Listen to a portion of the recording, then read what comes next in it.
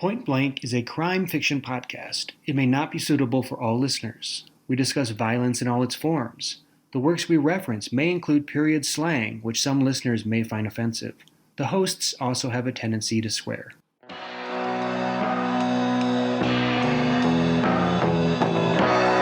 Episode 13, Part 2, Queenpin by Megan Abbott.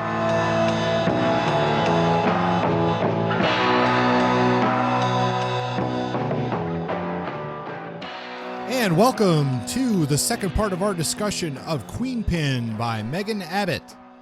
How's it going today, Justin? You ready to discuss Queenpin? I am. I like this book. It's fun. It's a good book. It's supposedly set in Las Vegas, but it's hard to tell. It is very hard to tell. But it's a good book with some solid characters. How have you been, Kurt? What's going on with you? I'm doing good. I'm ready to dive right into this one. I will say this. I was excited about camping this month, but because of fire restrictions, all the national forests in New Mexico essentially are closed, even to hikers. So we resorted to having to go hike in some hills outside Santa Fe yesterday, and it was 99 degrees in blinding sun, and I think we both nearly died of heat stroke. Nothing like hiking in summer. Well, that doesn't sound very appealing to me, but it would have perhaps made a good setting for a noir novel. Had one of us died and the other one stolen our wallet and used to fund some kind of criminal enterprise in the name of a dead person whose social security card we stole, yeah, that would be good. Well, there we go. Write that one up for us, Justin. I'll get to it. But first, before you do that, how about you give us a summary of Queenpin? All right, I got a good one here. Meaning, I have one. You can decide if it's good or not. So, Megan Abbott's Queenpin. This book came out in 2007. It was published by Simon & Schuster. And it's the first book that we're reviewing on a major level that was published in contemporary times and features a writer who is still alive. So these are important things for us. And a new twist in the fabric of what this podcast is. We're now delving both in classic and contemporary. So I hope you enjoy it, folks. So, Queenpin. It won the 2008 Edgar Award for Best Paperback Original. It also won a 2008 Barry for Best Paperback, and it was nominated for an Anthony. The story is set in 1940s, I think, and is a classic, or at least neo-classic, hard-boiled tale. It is clear that Abbott is well read in the classics, having written a nonfiction treatise called The Street Was Mine, White Masculinity in Hard-Boiled Fiction and Film Noir, which I assume was her PhD dissertation. She did that before publishing this, which was her third novel of hard-boiled fiction. Queenpin is the story of a young woman who goes unnamed, and she's a tech school student who lives at home with dad and does the bookkeeping for a small nightclub/gambling parlor in what appears to be Las Vegas, though we don't really get a sense of that setting other than there is a city with a lot of legal gambling going on. The young woman, our protagonist, gets asked to fudge the books a bit for her employers, and she does, doing it well enough to catch the eye of local mob matriarch Gloria Denton, who is a major player in the local syndicate scene. Gloria works in stolen goods, collects a lot of payments from seedy clubs, and though she is not as big as she once was, she's sort of like the platonic ideal of the hard, tough mob boss. Soon enough, our nameless narrator is taken under Gloria's wing. Gloria sees her as someone who could, with training, be molded into Gloria's likeness, to serve or perhaps act as her second in command. Essentially, it's a mentor and protege type of relationship. So, it's a story of a protege under the wing of a luminary, being taught the ropes of the business, learning in some cases the hard way how to succeed in a tough world. So, our protagonist succeeds early on, developing this hard shell necessary to survive. The thing is, she meets a guy, and this guy is ultimately her undoing. The guy's name is Vic Riordan, and he's a small-time gambler, constantly in debt. From the moment they meet, it's pure lust. Our narrator, who is really well-versed in the business at this point, really has some skills, really attractive, really's got it all down. But she has this fatal flaw, which is Vic. She can't seem to get enough of him. This pushes her into a bind because men and Gloria Denton do not mix. Our narrator is stuck between Gloria Denton, who's ever observant, and this new man, who may or may not be on the up and up, who pleads with her for help to get him out of his gambling debts. So, really, the main dramatic question of this novel is, will our narrator be able to have her cake and eat it too? Will she be able to balance Gloria and Vic in her life? Of course, at the end, we find the answer. Early on, Abbott plants the questions pretty clearly, too. This isn't like some surprise. So, the protagonist schemes to get Vic $40,000 he needs to pay off a local boss by staging a robbery where the narrator is intentionally beaten to make it believable. She hopes that it's going to be enough to convince Gloria. She's playing clever. She thinks she's going to rig the system and win. But of course, like it does in all these noir tales, it doesn't work out according to plan. Gloria finds out. She finds out about Vic, and she's enraged that Vic has injured her prize, her protege. And she doesn't know that our narrator was also in on the take, or to the extent that she was.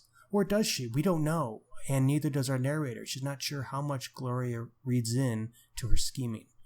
But ultimately, Vic is in Gloria's crosshairs, and he pays the ultimate price. This is a very good book because it's a book about loyalty. It's a book about training in the underworld, in the black market of Las Vegas or wherever it's set. But it's a story about loyalty and how far it extends and whether or not there is a point at which our narrator will break. Abbott has the language down.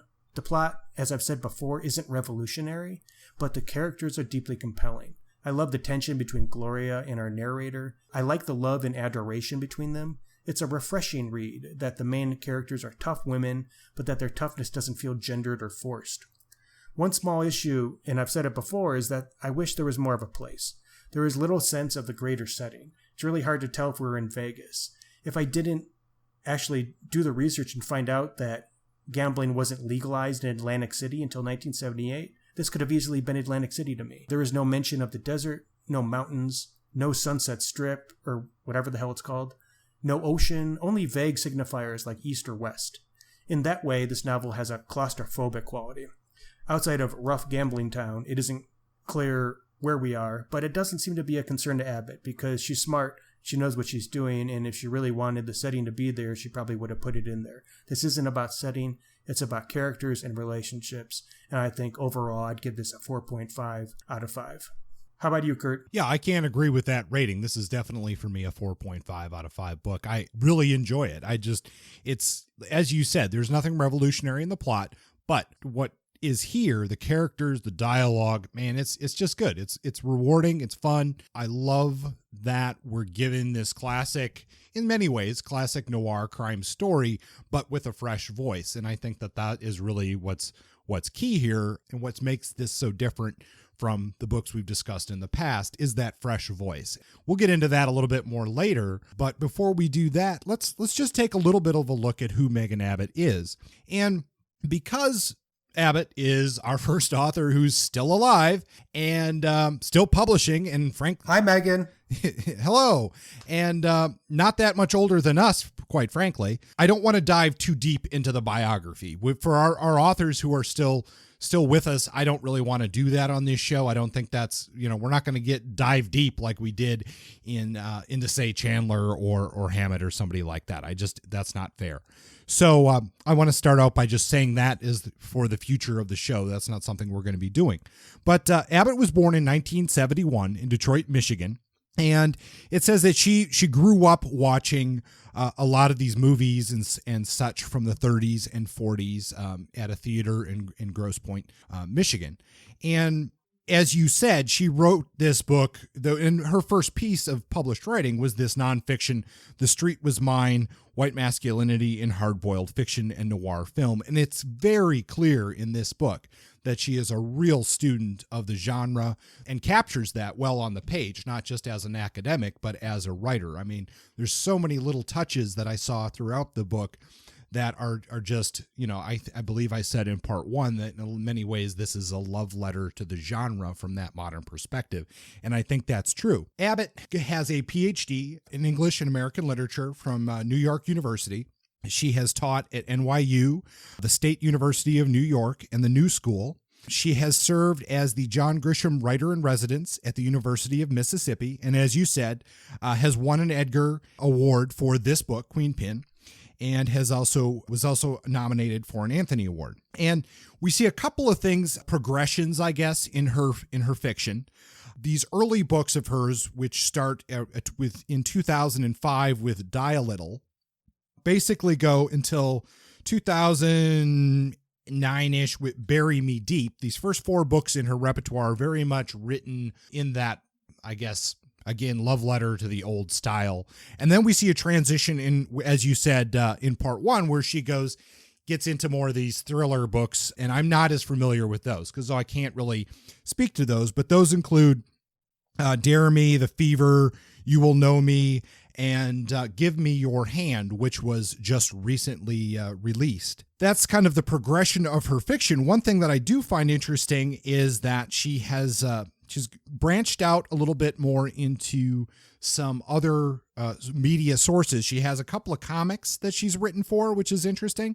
And she's also a writer on the HBO show The Deuce, which I've seen a couple episodes of, and it's because it's on HBO. It's, of course, a little harder to watch for me, but that's about the 70s era of sort of this connection between the early porn industry and the mafia, and she's writing on that, which is interesting to see. And I haven't watched enough of the show to know if her voice really comes through or if she's just an advisor or what the deal is there.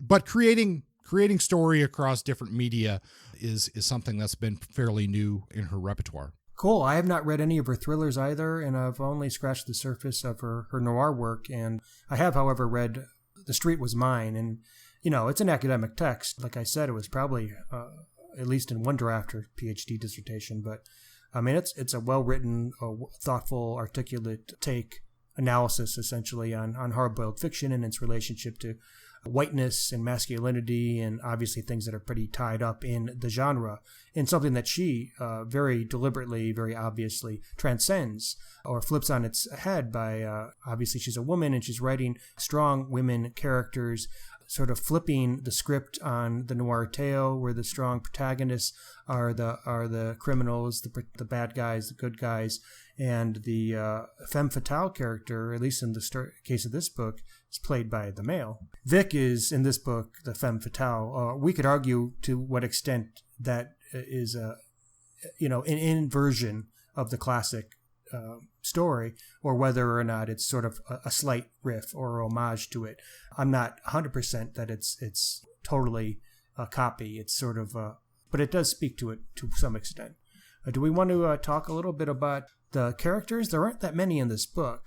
Yeah, let's dive into that a little bit. And as you said, some strong female characters. Of course, our unnamed narrator throughout the book, and the character of Gloria Denton. Yes, who kind of steals the show in many ways throughout. She's awesome. Yeah, such a cool character. She's just like a magnetic. And to our narrator, who's innocent, or at least she starts out innocent, she's, we're seeing the world through her eyes because she's our guide. She's guiding us into this world of crime, into this landscape that we don't know much about, unless we ourselves are small-time gamblers. I'm not.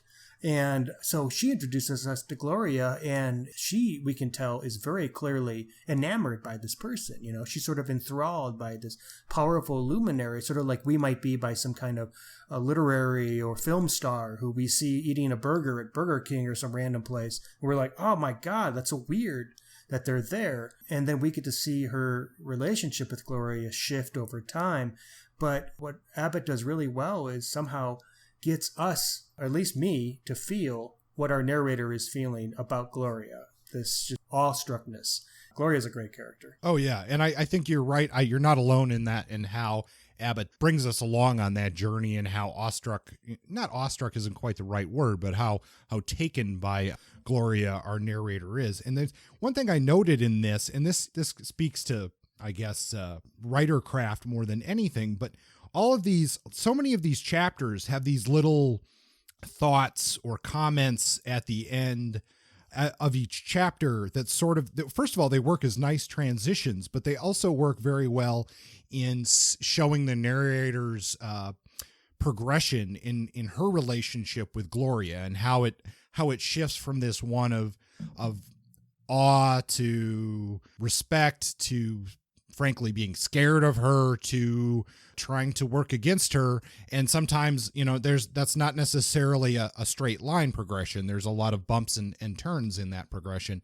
And it does a really nice job on this relationship between Gloria and the narrator. And I think that's one that, I don't even know that we've seen that kind of relationship in any of the books that we've covered so far. Yeah, if I look back, I can't think of any of our major works discussed where we had this sort of mentee-mentor relationship happening. I don't think we've done that. But you do make a good point. Abbott's style is unique in that she does these italics of internal monologue where our narrator gives her opinion or sort of thoughts on things, which is that's an interesting way of adding information for the reader, getting us to understand how things are shifting slowly in her mind, because there's not that many pages in this book. There's not really a lot of fat. There's not a lot of bloat in this book. So that's a nice lean way of showing us change real quickly to keep us up to speed with how quickly things are shifting in the story, because the story doesn't take place over a real long time. I assume it's just a matter of months. I kind of got the sense it was just like over a year or something, but you're right. Yeah. It's not that much time. Yeah. So a year, let's call it a year, captures a year in a way that feels really fast, but I never felt like I was missing anything. No, the pacing is very good in the book. And I think before we move into a little bit of that, obviously we had these this narrator character. You can't avoid that at all. And Gloria Denton just, she steals that show. But other than, we mentioned Vic Reardon, who is the male femme fatale in this book. And I think you're right. I think there's some more complexity. It's probably more of some kind of homage to that role. It doesn't quite fit that mold of the femme fatale we see in some of the classic fiction, but Vic definitely does that. Are there any other minor characters here, or how do you feel about Vic? Well, as far as I'm concerned, I don't really have any need to talk about anybody else. Everybody plays bit roles. They're all set up roles. We got the people who run the gambling parlor when our narrator's just starting off, and when she gets stolen away essentially by Gloria. We never get to know them. And then toward the end of the book, another character who's like, he's a major mob figure who occurs a couple times. Amos Mackey, yeah. Mackey, to me, doesn't really have any character development. He's just sort of like a static mob person who's there, and once in a while when Abbott needs him, he comes out. But I don't really need to discuss him. As far as Vic is concerned, what I wrote in my notes is sleazeball liar. That's sort of my summary of Vic. An alcoholic with a gambling problem, or a drinker with a drinking problem and a gambling problem, who manipulates and lies to women and to everybody to get them to do his bidding. Pretty much a piece of shit. But for some reason, because we, of course, don't know right away that he's as bad or as pathetic as he is, and neither does our narrator. And because our narrator are the eyes of us, the reader, we roll along with her. I don't get a sense of how hot he is. We just got to take it for granted that our narrator, the pheromone connection is just irresistible, because we just know him as this person who drinks a lot and they enjoy their times in bed. And Vic's an interesting character, but again, like, does Vic change other than the reveal at the end that he's worse than we initially realized? That was a nice surprise, but it wasn't like I didn't see it coming. I never got the sense that he was really a great guy or anything. Did you feel like Vic is more complex than that? I'm not getting a good sense that he is very dynamic. No, I don't think he's very dynamic, and it's hard to tell because it's being told from the narrator's point of view. She definitely falls for this guy hard and fast. And that is kind of an interesting part of the narrative, because compared to, a lot of the other books we have here, we have this basically, lust driven relationship from the narrator's point of view. And Abbott writes the sex scenes in here actually quite vividly, and certainly more so than we saw in our more classic works of noir fiction. But she is almost drunken with lust for him, and I wonder, is that convincing to you? Does it feel like she would have been taken in by his deceitful side, or do you not believe that? Because that was something I did have to question in this book. Well, here's the thing. A couple of things going on. We have an unreliable narrator, so it's hard to... I mean, I don't think of anything she says as being straight fact. It's always perceived through this prism of this young person who's learning the ropes, and we're not going to get the straight, hard truth like we would from a more distant or more objective narrator. So there's that. Secondly, we don't know too much about her personal life. We get glimpses. She lives with dad. Mom's out of the picture. She's new to the world, but she's working in gambling parlors and going to tech school as a young person. Like, she's already involved in bookkeeping for people who are not quite on the up and up. And she dives right in when she's invited into light criminality. So we get a sense that she's certainly not a square right away. But the third thing is, young love. Have I been a young person who has fallen in love and did stupid things because I was just infatuated with somebody? Totally. Could she simply be somebody who is really young, is in over her head, thinking she's big shit, getting in with Gloria and doing all this important adult criminal stuff, but also being somebody who's just lusting after a guy like a college kid who doesn't really see things clearly, the consequences of her actions? I could see it. This guy, it's hard to tell. He never impressed me as somebody who had any qualities. It seems like it was strictly lust. He must be gorgeous. He must have some magic going on. His whiskey cologne must be just irresistible, because personality-wise, he didn't seem to have anything there. So it was purely a physical relationship, but it obviously, that can happen. It does happen regularly, and especially when people are young and inexperienced and new to the world, and she seemed to be that type of person. Is this believable? Yes, I can buy it. I can't buy somebody like Gloria falling for it, but our narrator is just clumsy, just amateurish enough that this was her fatal flaw. Yeah, and I guess I get that she was so taken with him. What I don't get is that or at least I struggle with, let's put it that way, is that I just happened to be paging through the book, and there was another thing. Multiple times in the book she says something like she knew that this was going to, hurt her, or that she knew that he was playing one up on her. And I guess it's interesting to parallel that with how her relationship with Gloria is evolving, because if her relationship with Gloria is evolving, that's the kind of thing you would think she would see through. But then again, like you said, you make mistakes, and she's obviously very taken with him. I thought I just read this part here, and this is from their first hookup, the night that she meets Vic. There I was in his apartment, 4:30.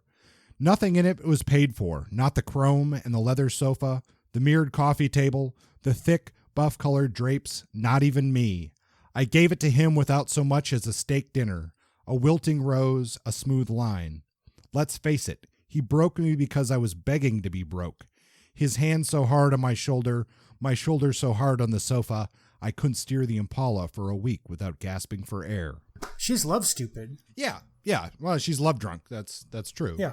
One thing is that this character, if I think about this character as a young person who's love drunk, and I think about Gloria, who we know wouldn't do this, but we're not seeing Gloria. We're not seeing Gloria first year of college. We're not seeing Gloria as a young person who fucks up. We're seeing what that person, that young person entering crime, becomes. This is where our narrator wants to be. She perhaps her path might be to be a Gloria someday, but she's not there yet. She's young, and this is the part where you make mistakes. Maybe Gloria herself had her own incidences like this. Maybe she did experience or reveal in a couple vulnerable moments some of her past. But mostly she's pretty tight-lipped. We don't really get to know all the mistakes she makes because she doesn't go around being vulnerable. That's not what mob bosses do. They're very closed. So this character could easily just be committing the mistakes that Gloria made. And once she gets out of this phase and realizes the consequences of that, she'll either decide to stay out of criminality and become somebody who chases men or does something else in life, or decides to hone it in a bit and become more like Gloria. But you do make a point when you say, like, love drunk is one thing, but doesn't she obsess with wanting to be like Gloria? Doesn't she really buy into this path of criminality, to the glamour, to all this stuff? And why would she want to jeopardize that? Didn't she want that? And the question is, yes, she does. She does want that. Why would she be so stupid as to give it all up? My answer to that is she wants it all. And she's trying to have her cake and eat it too. We don't know our limits until we exceed them. And again, as you mentioned, we're being told this from her as the narrator's point of view, so she's unreliable. And as we find out in the story, Gloria is paying a little closer attention than maybe our narrator thinks through all of this.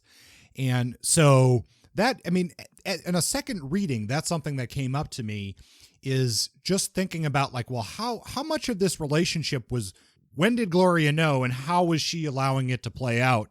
Yeah. To teach a lesson. Yes. And that makes it... Yeah, you get that impression. Yeah, and in the second reading, that actually makes it creepier. As if Gloria's watching the whole time. Yeah, I think so. That's really cool, and it does add another layer to this book. You feel like Gloria is this, like, larger-than-life character on the page, but even when she's not on the page, she's still there, because you know she's so observant. She knows everything going on. And just because our character, our narrator, gets love drunk, and she's an unreliable narrator, she's going to fail to see things that are right in front of her. And she's going to spin things to make her look better, to make her look more world wise than she is. And yeah, I get the strong impression that Gloria knows the whole fucking thing, and she's letting our person fuck up our narrator, because that's a part of the process. This is Gloria's way of controlling in her protege. She's like, well, I fucked up these ways, and I'm going to control this fuck up for you so you can learn your lesson once and be done with it. Yep. But does Gloria anticipate what our narrator does in response? And that's the question. No. That's, where the protege starts to overcome the master sort of thing. Yeah. I didn't talk about how the ending happens in my review, but I guess this is the time to do that. Our protege, our narrator, unnamed, pretty much rats out Gloria to the cops. And Gloria loses everything. And all because Gloria teaches our narrator a lesson about men. And could Gloria have anticipated that she would be backstabbed by our protagonist? It's hard to say. You would think that she could have anticipated it, but nonetheless, this is what happened. And it's the tragic fall of the coolest character, the best character in the book, but also the will to power of this narrator, who is willing to backstab her mentor in order to teach her a lesson, I guess, for hurting her lover. The only other character that maybe, I don't know, do you have anything to say about Regina, the furrier? Oh, yeah.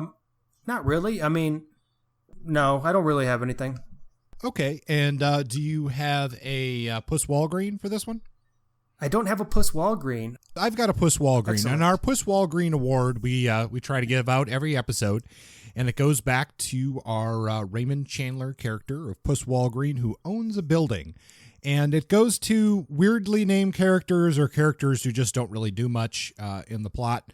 And I decided I'm going to go with the brother combo of Jerome and Arthur Bendix, owners of the Club Tee-Hee, from the beginning of the book. And it's just because, I mean, they seem like such I mean, I know that they're there to be doofuses, but they're kind of like these low level criminals who think they're getting away with something. And of course, everybody knows what they're doing. And they're just kind of incompetent doofuses.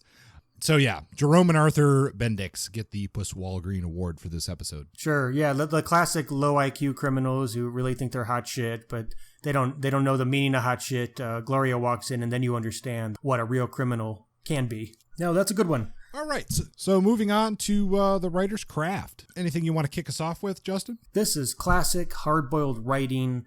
I feel like Abbott is doing she's like one of those video game emulators where you can play old Nintendo games from the 1980s on a digital medium. She's emulating the classic hard-boiled tone, terse, economical writing, dialogue that is just so punchy and full of life and full of slang that feels like it comes from a time and a place. Does it come from the 1940s? I don't know, but it doesn't matter because it feels like it does. It feels like everybody is tense and sarcastic and full of thoughts at all times and rapid fire dialogue that just, it's really nice.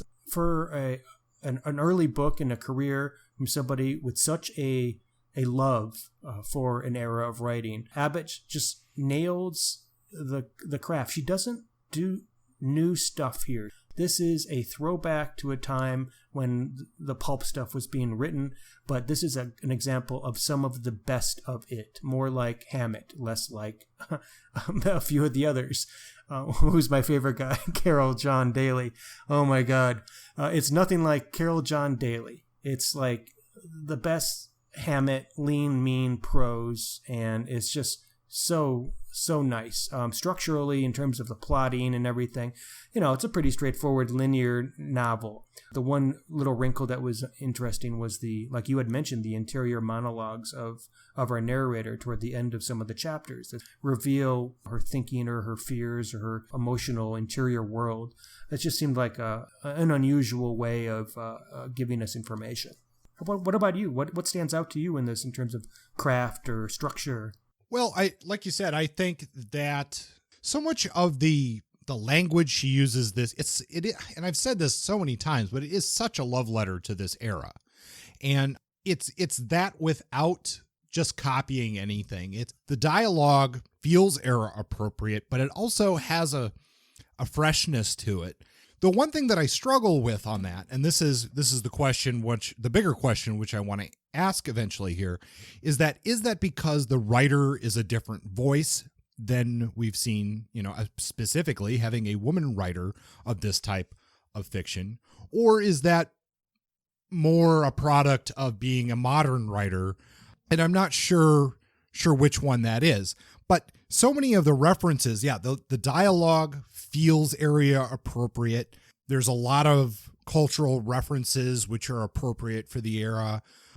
Like you said, the language is it's short, it's punchy, it fits the genre so perfectly. But I do get a sense of freshness from it. Do you think that's more of a product of the voice of the author, or is that a product of a modern writer versus frankly, a writer who was writing 70, 80 years ago?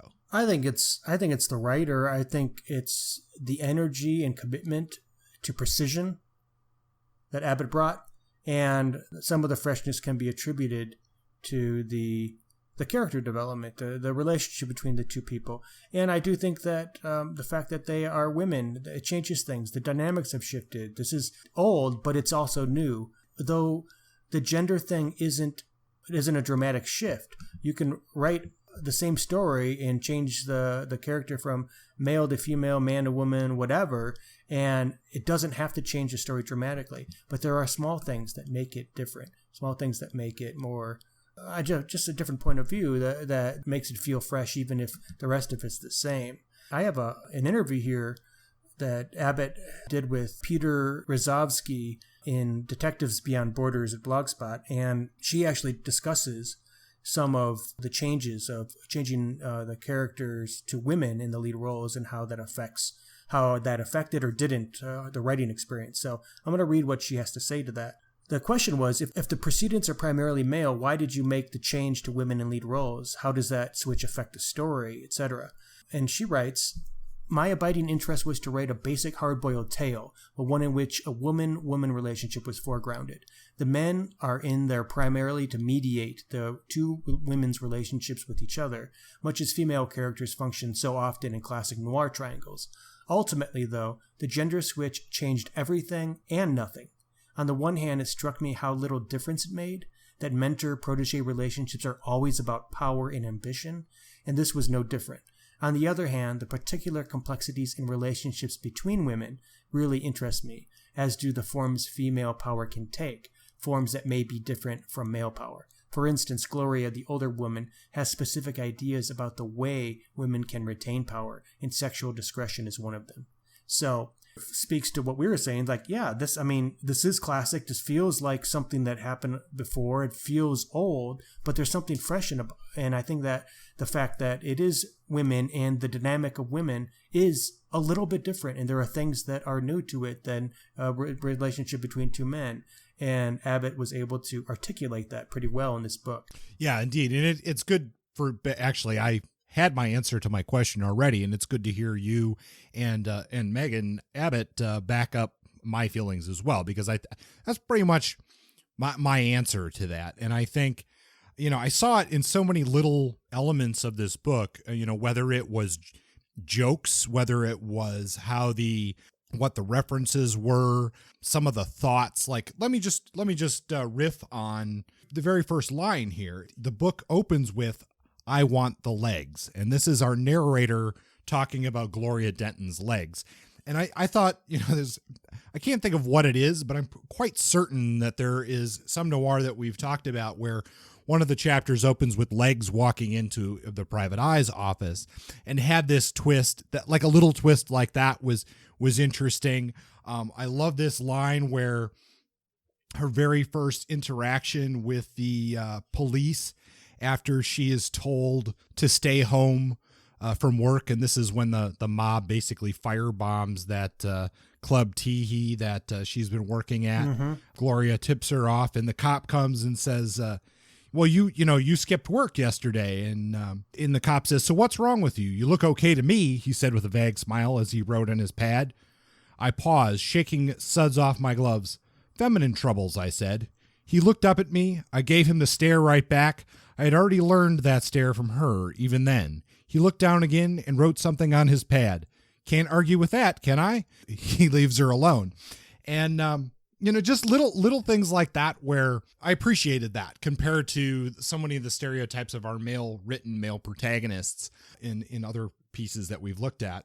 We shouldn't be surprised. And the book that we've really failed to mention in this podcast so far is that Megan Abbott was the editor of a collection called A Hell of a Woman, an anthology of female noir. And if you are all interested in this, I highly recommend this collection.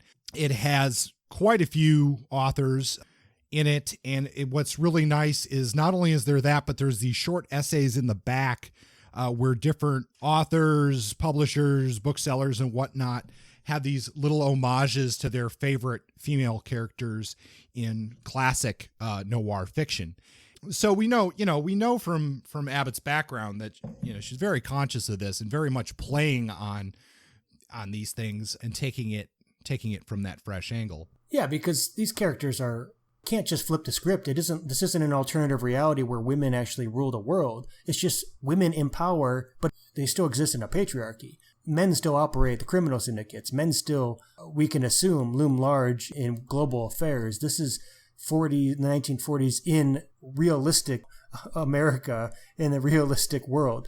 And so these women are still operating under this boot heel of a society where men control things generally, and they've had to learn strategies for adapting to that. And Gloria, she's a genius because she's been able to figure out how to play power to her advantage while also maintaining her foothold in essentially a men's world. So this is the umbrella under which they get to develop their own power dynamics and relationship. And that's something that a private eye or a criminal protege and mentor, if the characters are male, they're not going to have that umbrella. It's going to be just a totally different set of criteria that they're operating within, and that's going to change things. And it's noticeable. Obviously, Abbott was conscious of that, and that sense is in this book. Actually, I'm really excited to read more of her work, especially her early noir stuff, and also the anthology that you mentioned. I have it on my shelf. I pulled it off and flipped through it today. Didn't get to it, of course, but I think that's going to be on my list of summer reads.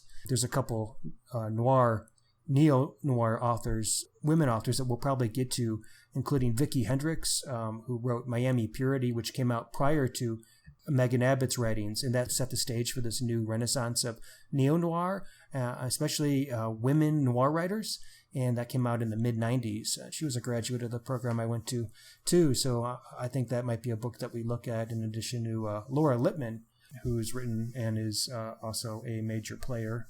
They're all, I guess, queens of noir. Yeah, and just to follow up on what you were saying there, you said it more elegantly than I did, but what I was getting at when I was talking about the jokes and the little quips and whatnot in the writing is that I feel that Abbott did a nice job of putting that language in the right time era.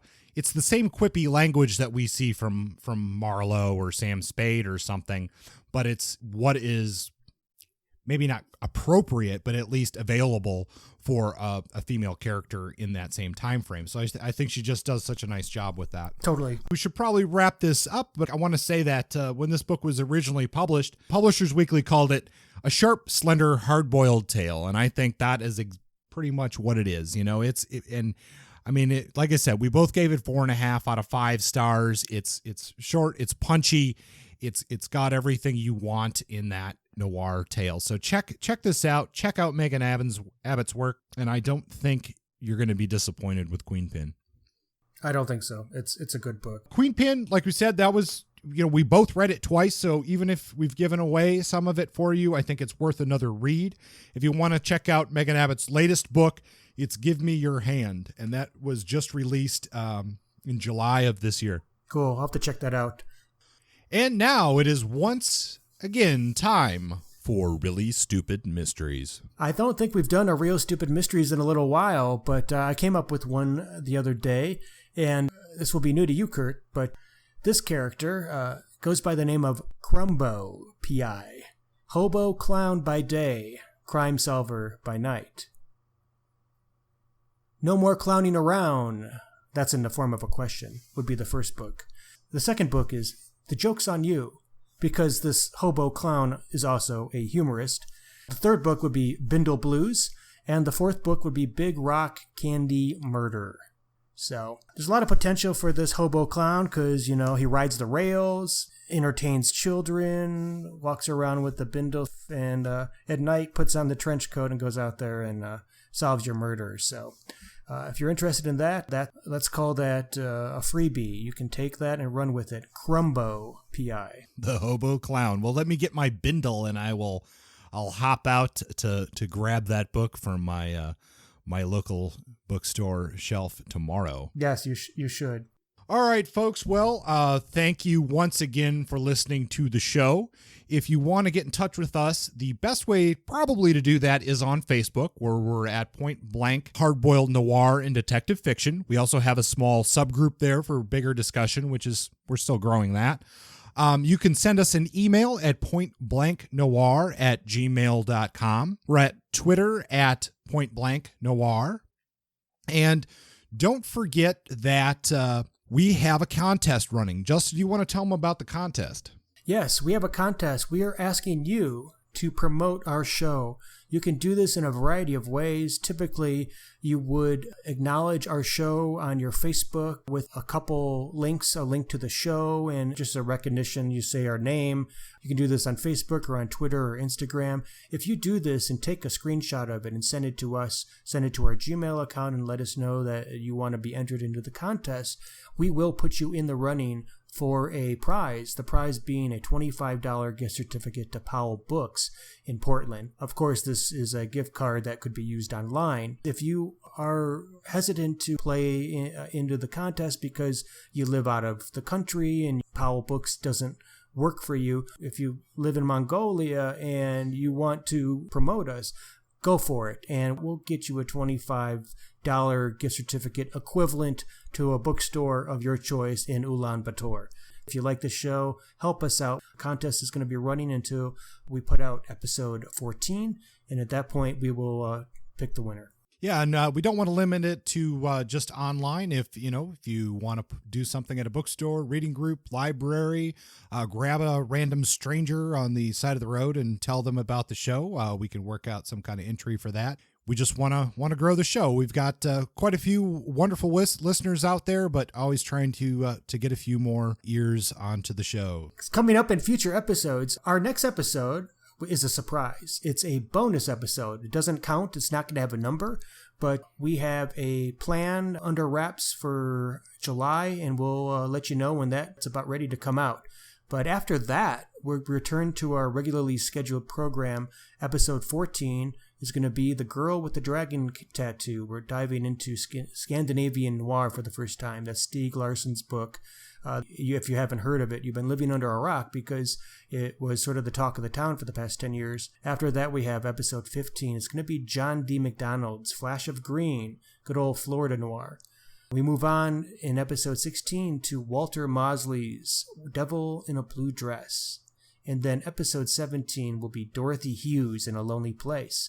It's a good lineup of exciting reads. I'm excited about them. Yeah, and don't let that Girl with the Dragon Tattoo book scare you away and say, oh, well, that's too popular, because we're really going to use that as a backbone to talk about Nordic noir. And so we'll get into some of the gritty, grimy details of Scandinavian crime fiction. I've read literally no Scandinavian noir. I'm not afraid to admit that, so I'm going in blind. Well, that's okay, Justin, because I am Scandinavian noir. I'm Scandinavian, and I like noir, so there you go. Well, thank you, everybody, and we'll see you again next time in our very special summer vacation mystery episode. Yes, and see you later, folks. Point Blank is under a Creative Commons license. Music is by Justin. Copywritten works are property of their respective authors.